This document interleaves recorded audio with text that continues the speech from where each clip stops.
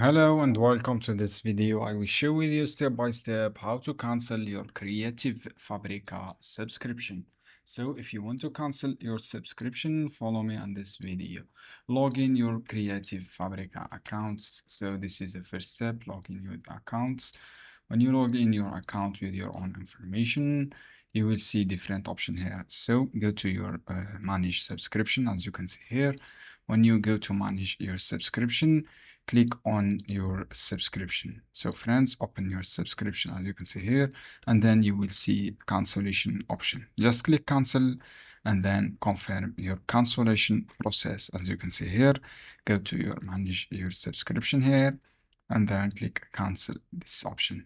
This is how you can do. It is easy, 2 steps. Click on manage your subscription and then confirm your cancellation. If you have any question, friends, down below in the comment, and I will answer your question as soon as possible.